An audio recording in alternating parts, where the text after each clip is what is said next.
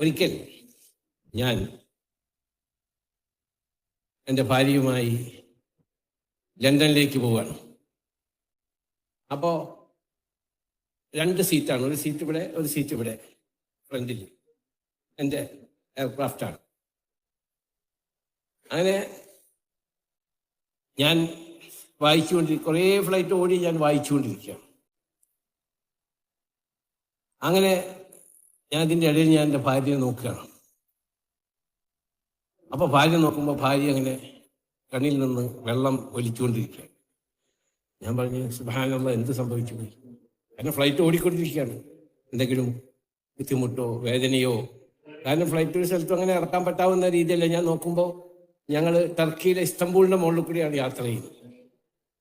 എന്താണ് അവൻ സംഭവിച്ചത്? ഞാൻ അങ്ങനെ തട്ടി വിളിച്ചു. അപ്പം ഞാൻ വിളിക്കുന്നുണ്ട്, കേൾക്കണില്ല. തട്ടി വിളിച്ചു എൻ്റെ ഭാര്യ. അങ്ങനെ വിളിച്ചപ്പോൾ നോക്കുമ്പോൾ ഇതിൻ്റെ ഉള്ളിൽ 2 സാധനങ്ങൾ ഫിക്സ് ചെയ്തിരിക്കണം. ഏത്? നോക്കുമ്പോൾ അത് വയലാണ്. വയൽ കേൾക്കുകയാണ്. വയൽ കേട്ടിട്ടാണ് കരയുന്നത്. ഞാൻ ചോദിച്ചത് ആരുടെ വയലാണ് റബ്ബേ? കരയിപ്പിക്കുന്ന വയൽ കേൾക്കട്ടെ.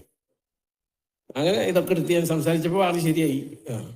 അപ്പം അത് വേറെ ഒരു ലോകത്തിലേക്കാണ് അവർ പോയത് എന്ന് എനിക്ക് മനസ്സിലായി. അതുകൊണ്ടാണല്ലോ ഇതാ തുലിയത്ത് അലൈഹിമായാത്തുന, നമ്മുടെ ആയത്തുകൾ കേൾക്കുമ്പോൾ കിടിലം കൊള്ളുന്ന ഹൃദയം, വസിലത്ത് ഖുലൂബുഹും, കൽബുകൾ. അപ്പം അതായിരിക്കണം. ഞാൻ ചോദിച്ചു. അത് കഴിഞ്ഞ് ഞാൻ ഇപ്പൊക്കെ ഐപാഡിലാണല്ലോ, ഐപാഡ് മേടിച്ച് നോക്കിയപ്പോൾ അത് ബഹുമാന്യനായ നമ്മുടെ ഉസ്താദ് കബീർ ബാഖവിയുടെ വയലാണ്. അത് കേട്ടിട്ടാണ് വയൽ കരഞ്ഞത്. അപ്പൊ കരയിപ്പിക്കാനും ആള് വയൽ പറഞ്ഞുകൊണ്ട് കരയിപ്പിക്കാനായത് നമ്പർ 1 എന്ന് എനിക്ക് അപ്പം മനസ്സിലായി. അങ്ങനെ അതെടുത്ത് ഞാൻ കുറച്ച് കേട്ടു. ഞാൻ ഇങ്ങനെ കേട്ടുകൊണ്ടിരുന്നപ്പോൾ ലോവർ മ്യൂസിയത്തിനെ പറ്റി പറയുകയാണ്, അല്ലേ?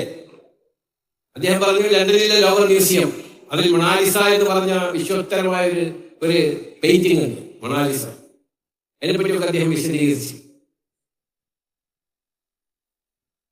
അങ്ങനെ ഞാൻ ലണ്ടനിൽ ഇറങ്ങിയപ്പോൾ എൻ്റെ PA, ആ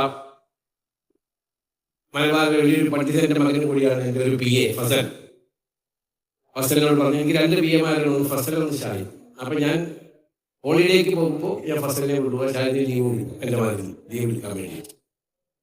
അപ്പോൾ ഫസലിനോട് ഞാൻ പറഞ്ഞു, ഇങ്ങനെ ഇദ്ദേഹം വലിയ പണ്ഡിതനാണ്, ഇത്രയും അറിഞ്ഞത് ആണ്.